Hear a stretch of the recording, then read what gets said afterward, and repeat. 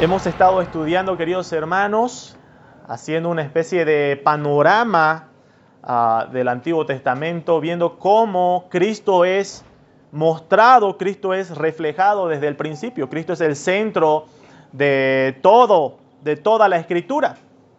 Hemos visto, queridos hermanos, en Génesis capítulo 12, Dios llama a Abraham. Y Dios le da su pacto a Abraham, en el cual Dios prometía hacer de Abraham una nación grande, y que en su simiente, en la simiente de Abraham, serían benditas todas las naciones. Dios le dio a Abraham un hijo con su esposa Sara en su vejez, llamado Isaac. Y Dios le dijo a Abraham: en Isaac te será llamada descendencia. Isaac tuvo dos hijos con su esposa Rebeca. Tuvo a Jacob y Esaú. Y fue Jacob quien recibió las bendiciones de su padre. Posteriormente, Dios renombra a Jacob con el nombre de Israel. Israel tuvo 12 hijos, los cuales llegaron a Egipto cuando uno de los hijos de Israel, llamado José, fue nombrado gobernador de la tierra de Egipto. ¿Se acuerdan que hemos estudiado sobre aquello? Y es de esa forma que los hijos de Israel y sus descendientes se multiplican y conforman la nación de Israel. Ya no era una pequeña familia, sino que fue creciendo y se convirtió en una nación, en un pueblo grande. Cuando la nación de Israel se encuentra en Egipto, se levanta un rey que no conocía a José y esclaviza al pueblo de Israel.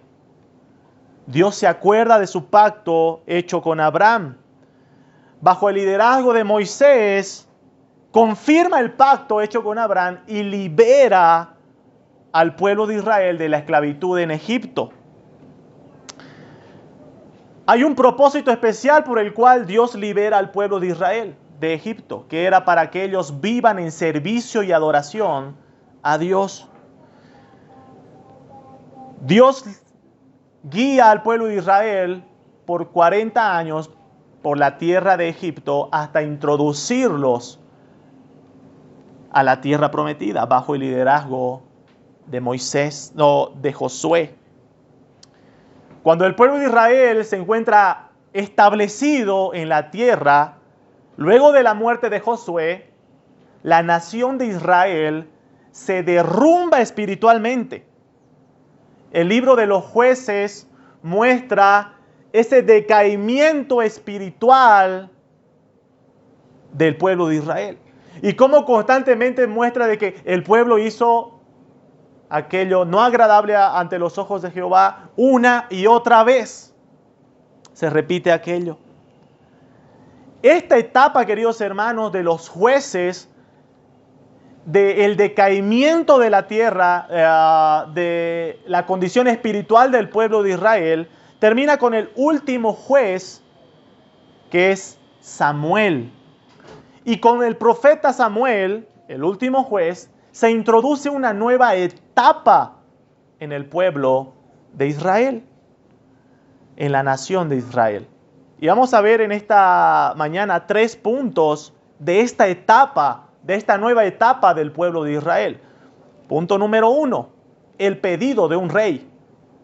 Punto número 2, David, el rey de Israel. Y punto número 3, Cristo, el rey prometido.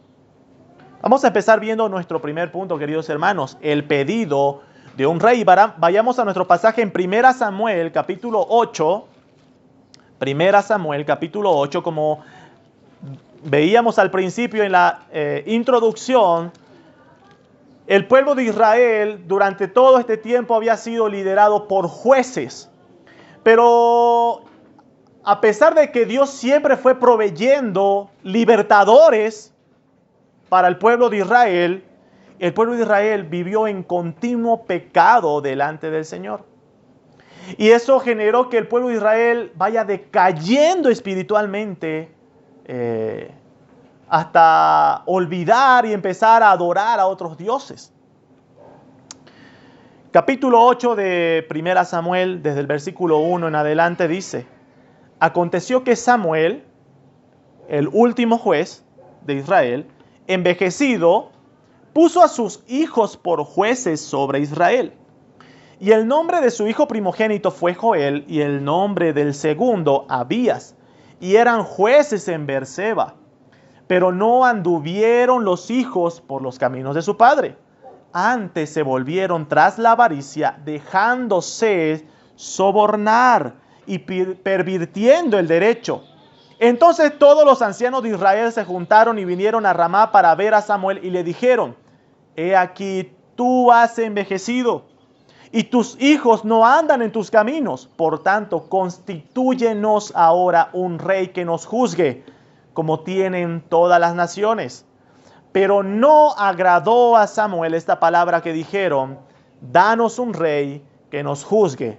Y Samuel oró a Jehová. Queridos hermanos, desde el principio notamos la aclaración de que el pueblo pide un rey.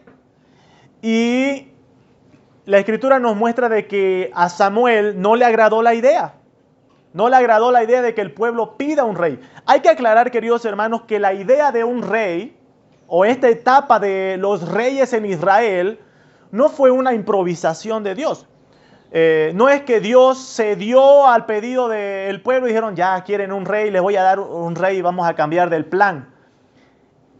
El plan de Dios, el plan de redención de Dios a su pueblo, consistía en un rey. Y Dios desde el principio dejó en claro que consistía en un rey. Génesis capítulo 49,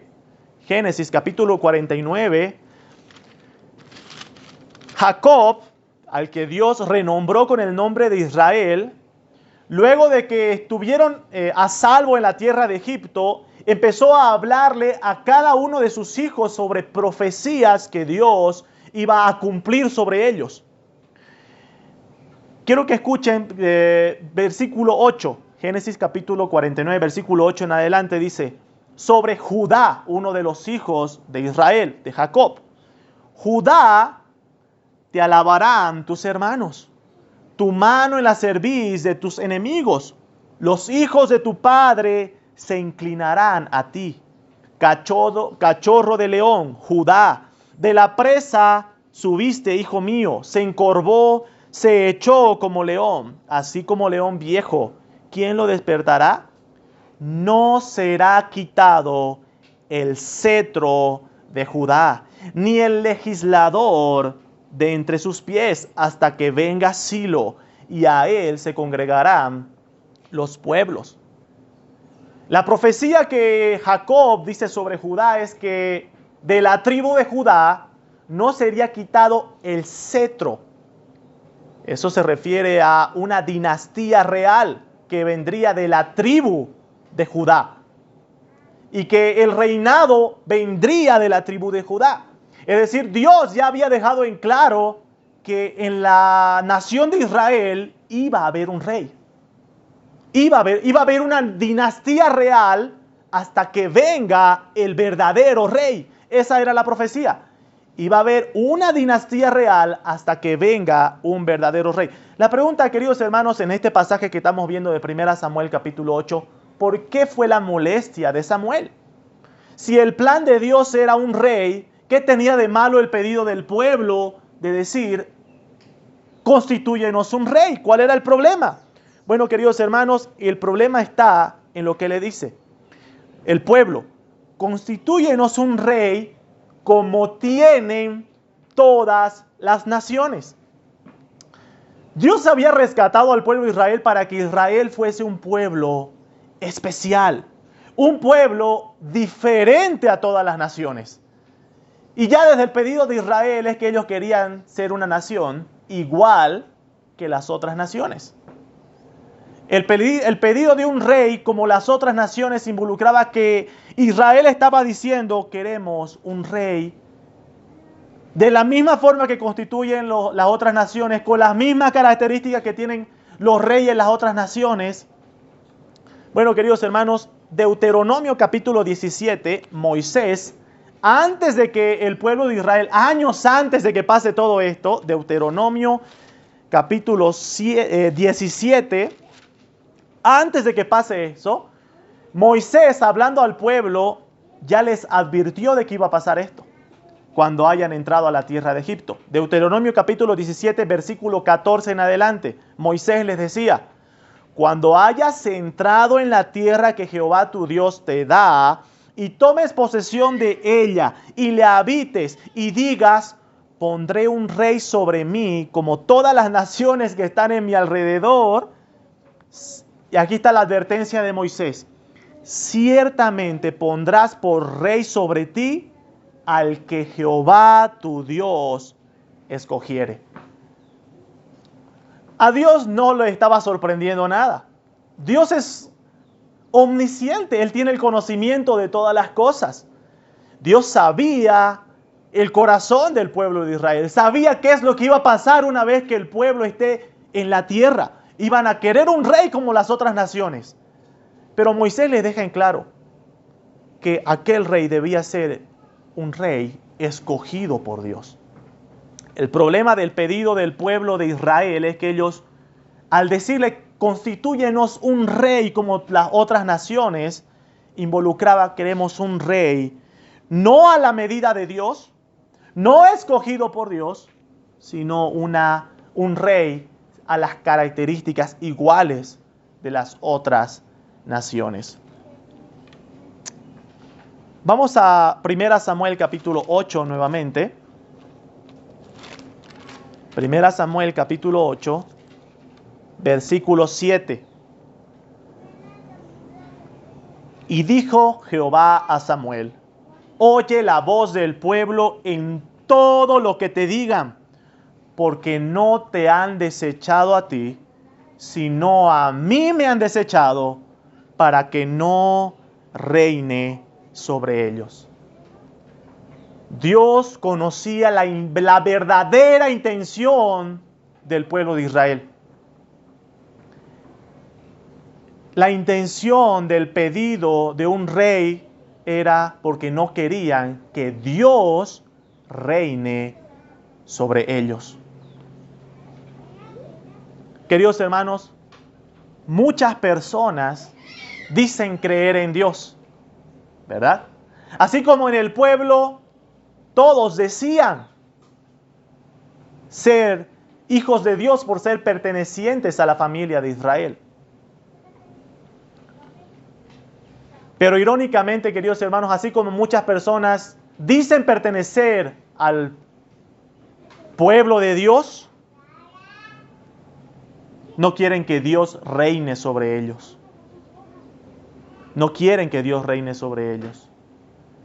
Hermanos, amigos, en esta mañana, el asistir a un lugar, el formar parte de un grupo, no necesariamente hace que seamos parte del pueblo de Dios. Porque todo se contradice cuando negamos a Dios como nuestro rey. Aquí el pueblo de Israel estaba directamente negando que Dios reine sobre ellos. Dios le dice a Samuel: concédeles su deseo. Concede, haz todo lo que el pueblo diga. Hermanos,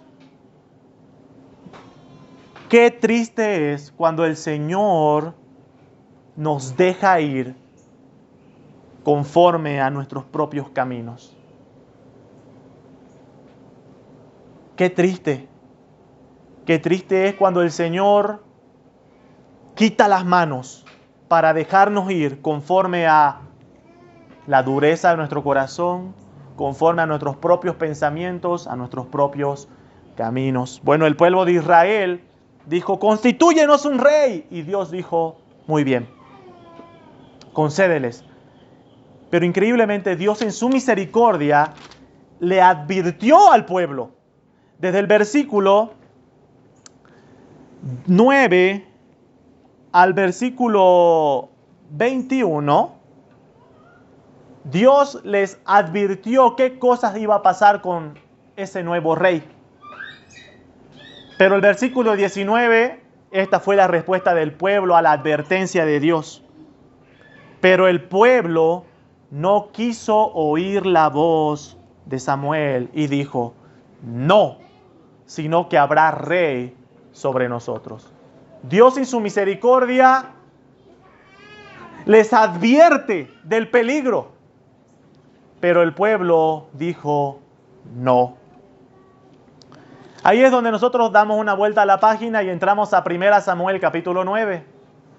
1 Samuel capítulo 9. Saúl es elegido como rey. Saúl es elegido como rey.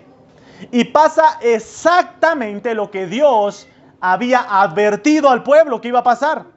Saúl se enorgullece, desobedece a Dios, por lo cual Dios desecha a Saúl como rey de Israel. 1 Samuel capítulo 13, 1 Samuel capítulo 13, versículos 8 al 14. Esto pasa al segundo año de reinado de Saúl. Y está hablando de Saúl en una espera antes de una guerra.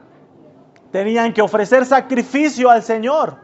Y solamente podía hacer esto Samuel, que era el encargado de interceder delante del Señor en este aspecto.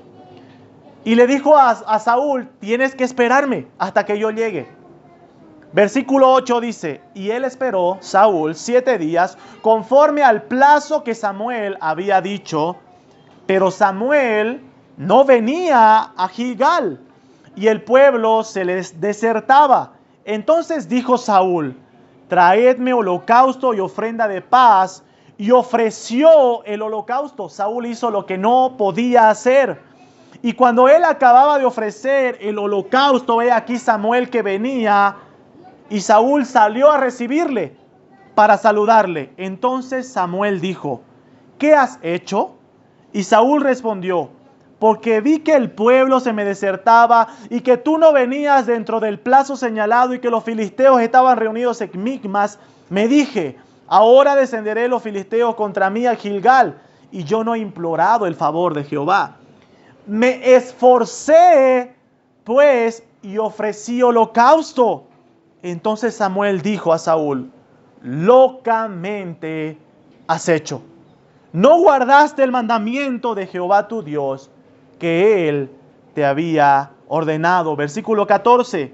Mas ahora tu reino no será duradero. Jehová se ha buscado un varón conforme a su corazón. ¿Qué es lo que pasó con Saúl?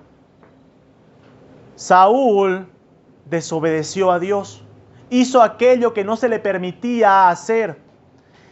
Queridos hermanos, cuando nosotros leemos esto podemos decir, ¿qué de malo tiene? Saúl tenía una buena intención. Queridos hermanos, esto nos deja una gran enseñanza. La adoración al Señor no es a nuestra manera.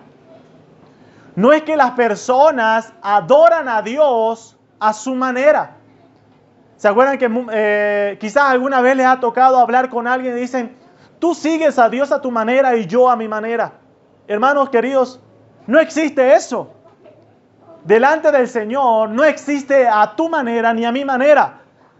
A Dios se le adora solamente a la manera de Dios. Dios deja claro cuál es la forma en la cual se le debe adorar.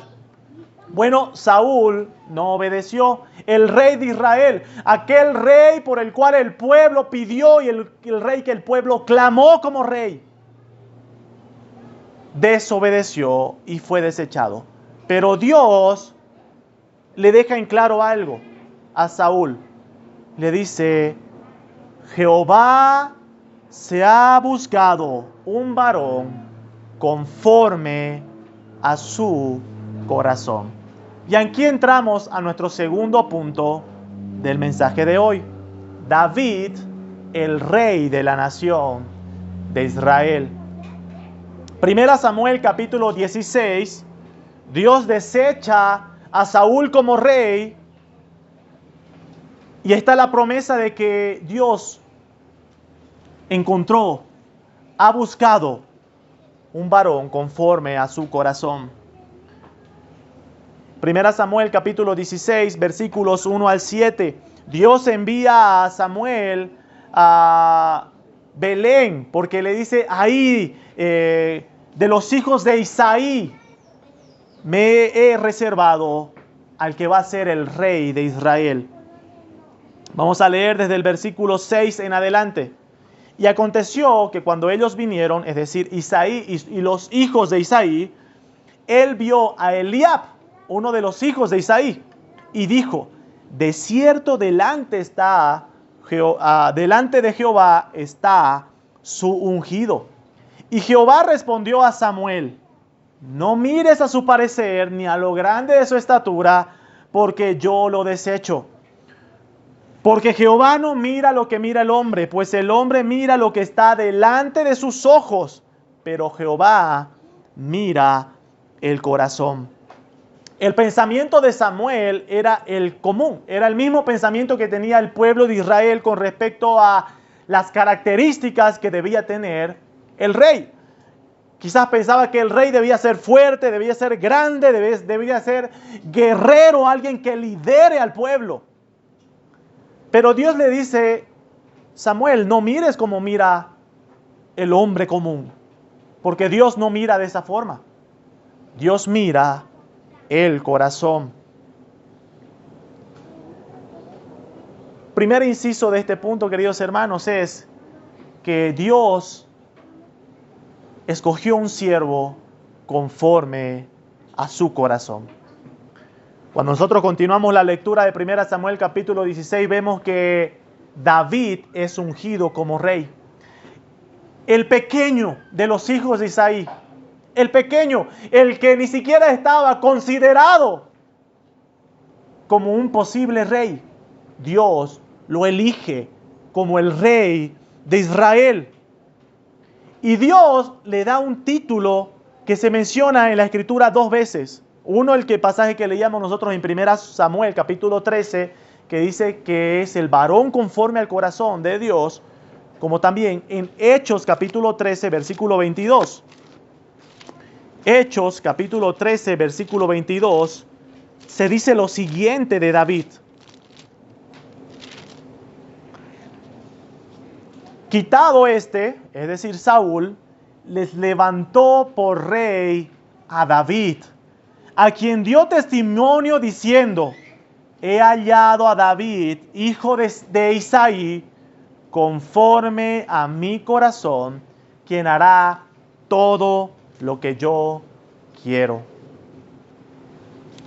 David es llamado el siervo conforme al corazón de Dios. Pero a veces, queridos hermanos, entendemos de dos formas equivocadas esta frase. Puede ser que nosotros creamos que David era alguien perfecto. Al decir el siervo conforme al corazón de Dios, entonces era perfecto David. Queridos hermanos, no significa que David era perfecto. El hecho de que la Escritura muestre que David era el siervo conforme al corazón de Dios no significa que David era un superhombre. David fue alguien que vivió bajo la gracia de Dios, así como todas las personas que son salvas en Dios. La imperfección de David. La verdad es que David era una persona común y corriente, como nosotros. Era imperfecto.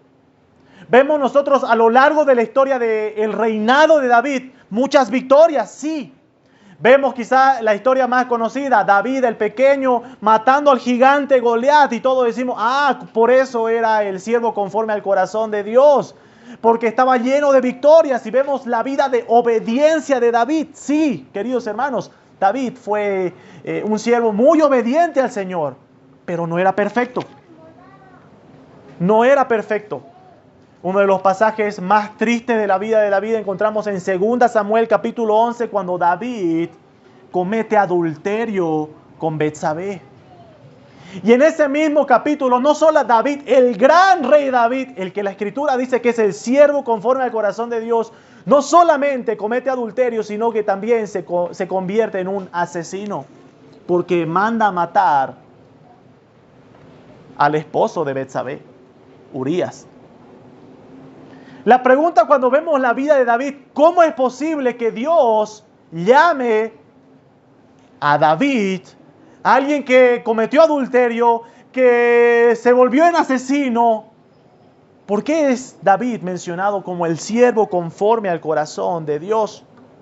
¿Por qué Dios lo llama así? ¿Cuál es la diferencia entre el pecado de David y el pecado de Saúl? ¿Por qué Saúl fue desechado y David no? Queridos hermanos, la gran diferencia está en el profundo arrepentimiento de David. David cayó, fue un ser humano imperfecto como todos nosotros. Pero cuando David cayó, él se arrepintió profundamente. Salmo capítulo 51 es conocido como aquel salmo en el cual el Señor, David acude al Señor en arrepentimiento. Salmo capítulo 51, versículos 1 en adelante dice: Ten piedad de mí, oh Dios, conforme a tu misericordia. Conforme a la multitud de tus piedades, borra mis rebeliones.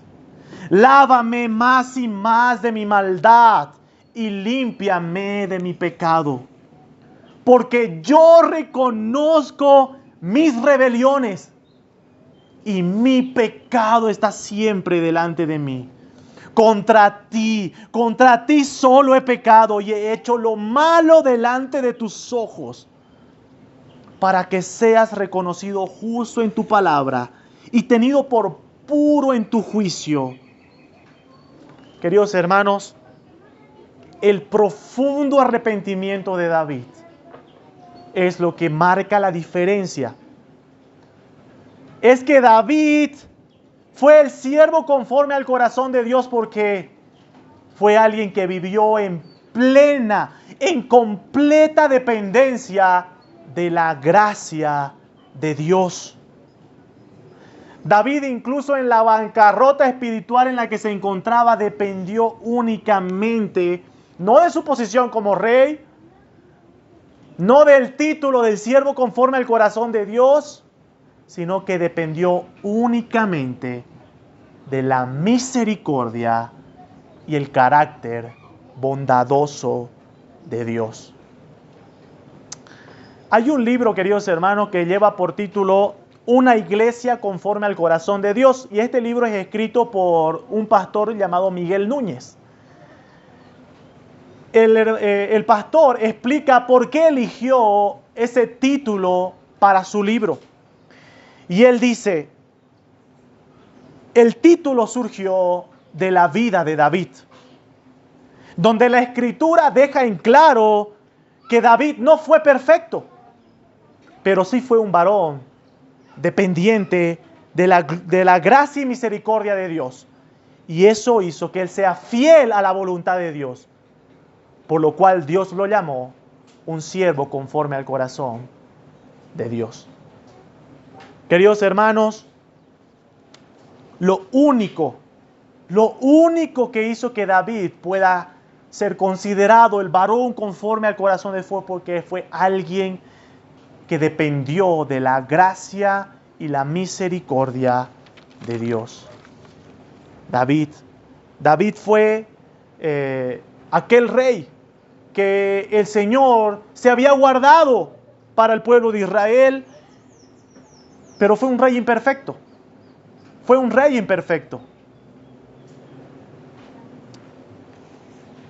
Pero aún así el Señor le dio a conocer su pacto a David. Segunda Samuel, capítulo 7, Segunda Samuel, capítulo 7.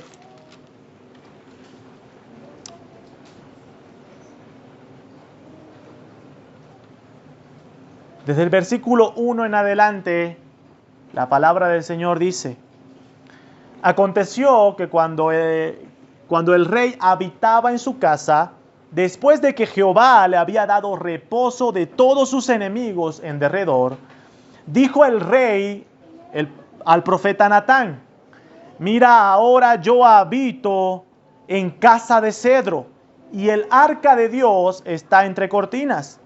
Y Natán dijo al rey: anda y haz todo lo que está en tu corazón, porque Jehová está contigo. Aconteció aquella noche que vino palabra de Jehová a Natán diciendo: ve y di a mi siervo David, así ha dicho Jehová, ¿tú me has de edificar casa en que yo more?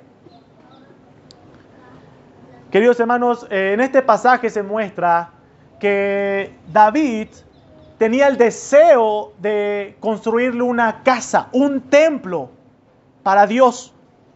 Pero desde el versículo 4 al versículo 7, Dios niega el pedido a David, diciendo que Dios en ningún momento, en todo el tiempo que estuvo con el pueblo de Israel, pidió que se le construyese un templo. Pero algo interesante de este pasaje, queridos hermanos, lo encontramos en el versículo 8. Ahora pues dirás así a mi siervo David: así ha dicho Jehová de los ejércitos, yo te tomé del redil, detrás de las ovejas, para que fueses príncipe sobre mi pueblo, sobre Israel. Versículo 9. Y he estado contigo en todo cuanto has andado, y delante de ti he destruido a todos tus enemigos, y te he dado nombre grande como el nombre de los grandes que hay en la tierra. Además, yo fijaré lugar a mi pueblo Israel, y lo plantaré para que habite en su lugar, y nunca más sea removido, ni los inicuos le aflijan más como al principio, desde el día en que puse jueces sobre mi pueblo Israel. Y a ti te daré descanso de todos tus enemigos. Asimismo, Jehová te hace saber que Él te hará casa.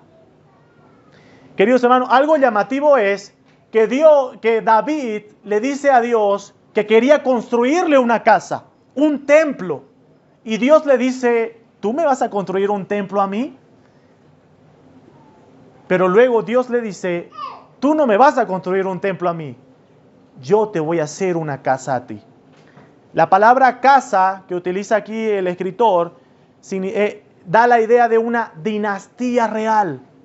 Dios le está diciendo: yo haré de tu casa, de tu descendencia, una dinastía real.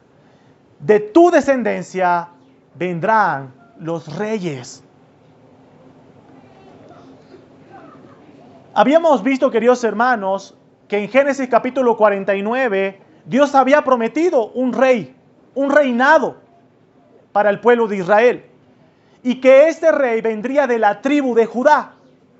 Pero ahora Dios delimita un poco más esa promesa y dice que sería de la descendencia de David. ¿Qué aspectos Dios le promete a David en el pacto que estamos leyendo en 2 Samuel capítulo 7? Número 1, le dice que de la casa de David habría una permanencia en el reino. Los reyes serían permanentemente de la casa de David. Número 2, le dice que uno de su linaje edificaría casa a Jehová. Número 3, Dios le sería por padre al hijo de David, y la misericordia de Dios no se apartaría de él. Y número 4, Dios le promete un reino eterno. Queridos hermanos, estas promesas, si bien tienen cierto cumplimiento en el contexto próximo, por ejemplo, Salomón, el hijo de David, fue el que construyó el templo a Dios en la ciudad de Israel, en el pueblo de Israel. Salomón construye el templo. Pero cuando nosotros vemos la historia del pueblo de Israel, queridos hermanos, uno empieza a decir, ¿y en qué punto Dios empieza a cumplir su promesa?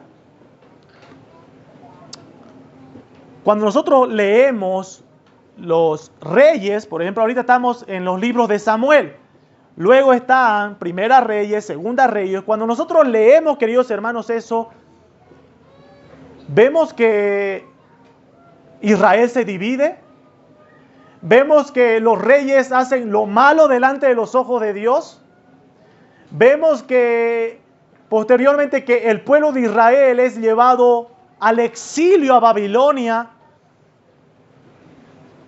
Y uno pregunta y dice, ¿y en qué punto Dios cumple su promesa? ¿En qué momento Dios cumple aquello que prometió a David?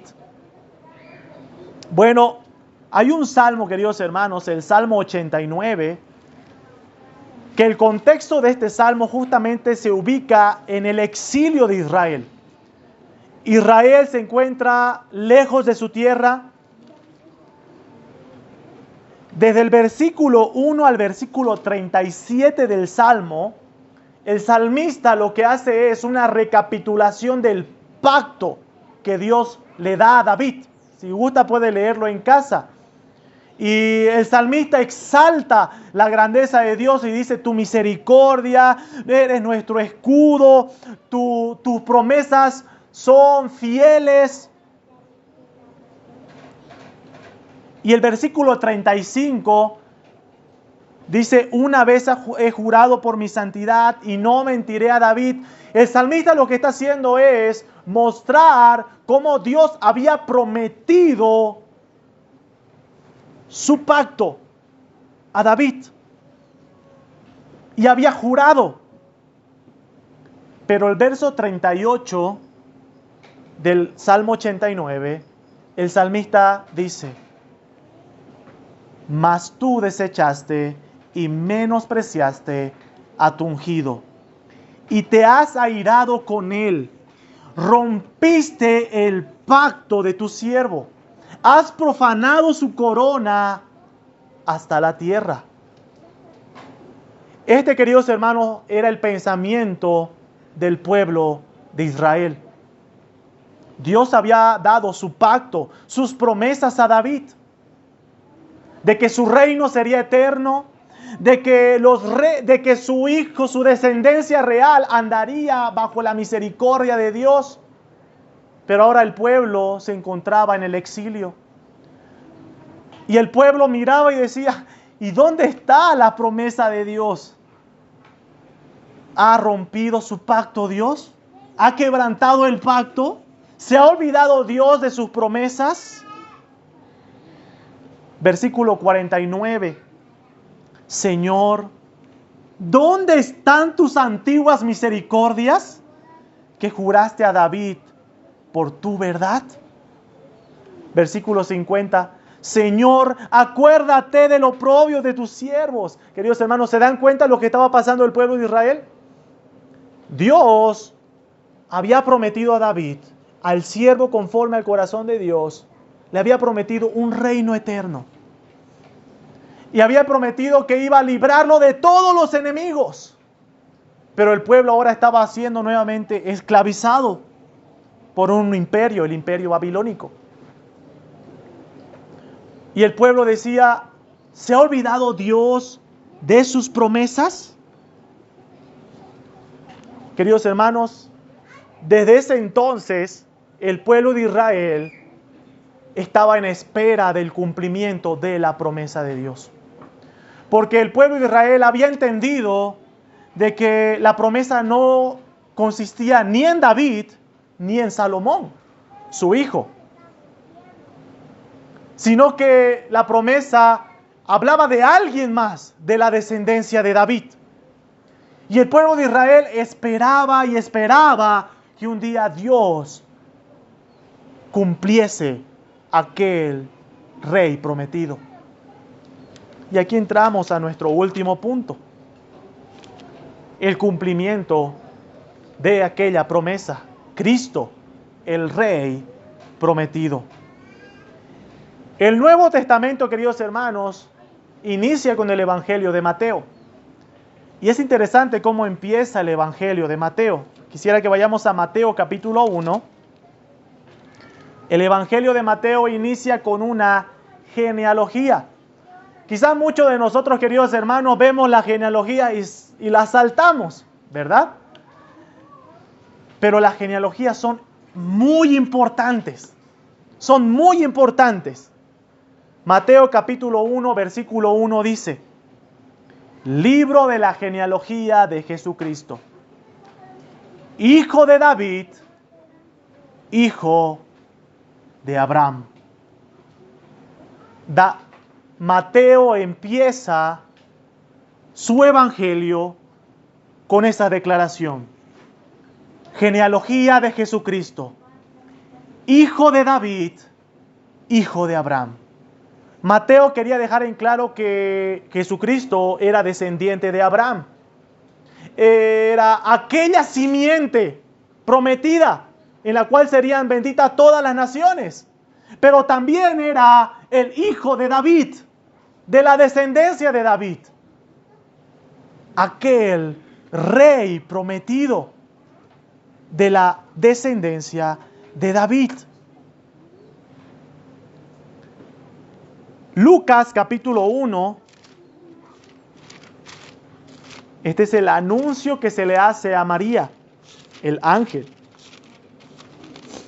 Lucas capítulo 1, versículos 31 al 33.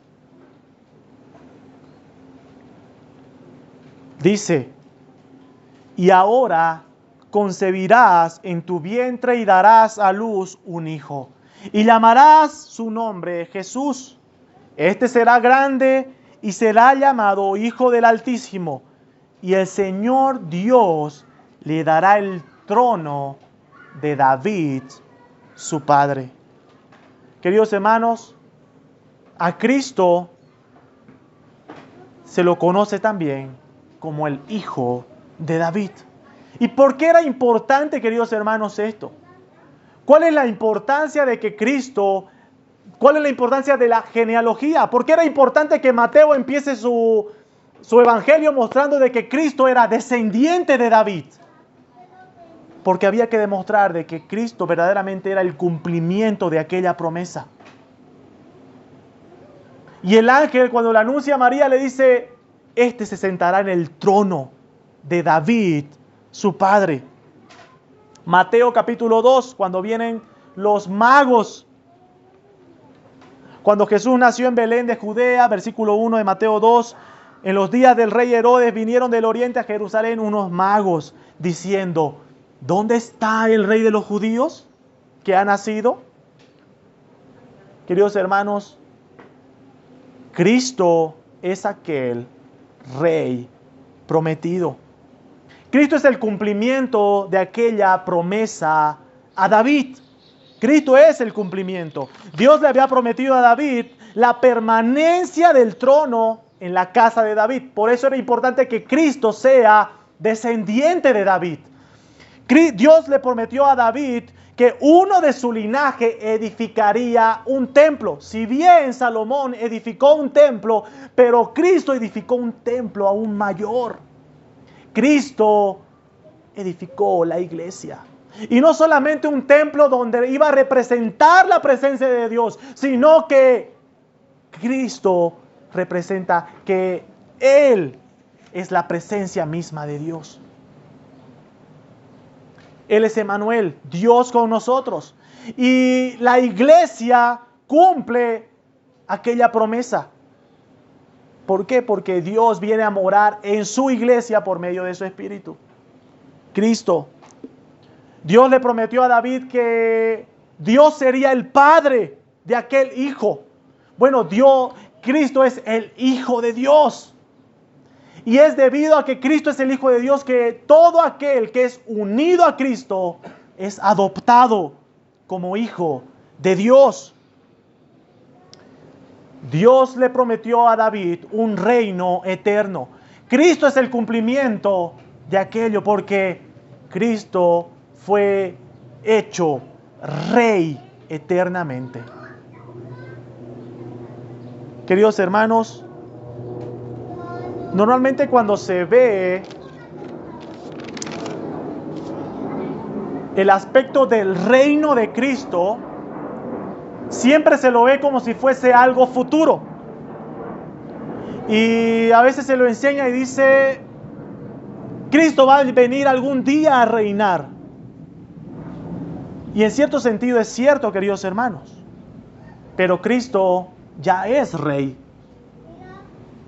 Cuando vinieron los magos no preguntaron, ¿y dónde está aquel que va a ser rey algún día? Dijeron, ¿dónde está el rey que ha nacido? Cristo ya fue coronado como rey. Él ya es rey. Él ya reina. En su primera venida se la conoce como la etapa inaugural del reino de Cristo. Cristo ya ha inaugurado su reino, su iglesia. Cristo ya reina sobre su iglesia. La pregunta es, ¿en verdad reina sobre ti? Porque Cristo es rey. La pregunta es si tú estás siendo gobernado por Él.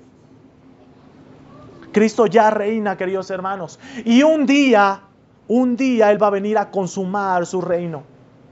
Y va a venir a poner a sus enemigos por estrado de sus pies. Y la Escritura nos dice que reinaremos con Él eternamente. Apocalipsis capítulo 5. Apocalipsis capítulo 5, versículo 1 en adelante, dice, y vi en la mano derecha del que estaba sentado en el trono un libro escrito por dentro y por fuera, sellado con 7 sellos. Y vi un ángel fuerte que pregonaba a gran voz, ¿quién es digno de abrir el libro y desatar sus sellos? Y ninguno en el cielo, ni en la tierra, ni debajo de la tierra podía abrir el libro, ni aún mirarlo. Y lloraba yo mucho porque no se había hallado a ninguno digno de abrir el libro, ni de leerlo, ni de mirarlo. Y uno de los ancianos me dijo, no llores, he aquí que el león de la tribu de Judá, la raíz de David, ha vencido para abrir el libro y desatar sus sellos. Y miré y vi en medio del trono y de los 4 seres vivientes y en medio de los ancianos estaba en pie un cordero como inmolado, que tenía 7 cuernos y 7 ojos, los cuales son los 7 espíritus de Dios enviados por toda la tierra. Queridos hermanos, el cordero ya está sentado en el trono. El trono de Dios. Cristo ya reina. Cristo es el cumplimiento, queridos hermanos, de todo lo revelado en el Antiguo Testamento.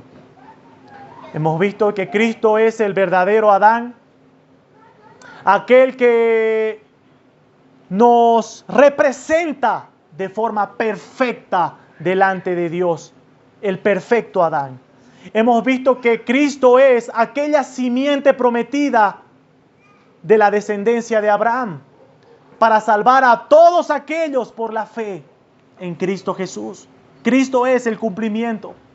Hemos visto que Cristo hace una salvación aún mucho más grande y más perfecta que la que Noé vivió en el diluvio. Hemos visto de que Cristo es el sacrificio perfecto, no como aquellos que vivieron con Moisés y Aarón. Él es el sacerdote, Él es el cordero perfecto que quita el pecado del mundo.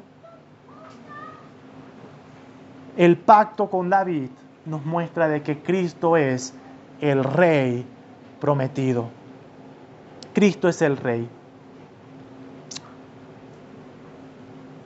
Para ir terminando, ¿cómo una persona puede saber si pertenece al reino de Cristo? ¿Obedeces la voz del rey? Cuando escuchas la voz del rey, ¿obedeces? ¿O eres como el pueblo de Israel en 1 Samuel capítulo 8, que decían ser pueblo de Dios, pero no querían que Dios reine sobre ellos? Muchos afirman ser del reino de Cristo, pero rechazan su reinado. Cristo gobierna por medio de su palabra. Aquel que verdaderamente pertenece a su reino debe rendirse en total y completa obediencia a Dios. Cristo es el que complace verdaderamente de forma perfecta al Padre. Es el Rey perfecto. Él es el Rey perfecto. Amados hermanos, si tú te das cuenta de que Él es el Rey y que tú no estás viviendo en su reino, que estás afuera de las promesas de su reino, hoy es el día de salvación, dice el Señor. La Escritura dice: cree en el Señor Jesucristo y serás salvo. Cree en aquel Rey prometido que Cristo cumplió perfectamente. Cree en aquel Rey que por cumplir el plan perfecto de Dios no vino a nacer en un palacio, sino que nació en un pesebre de Belén.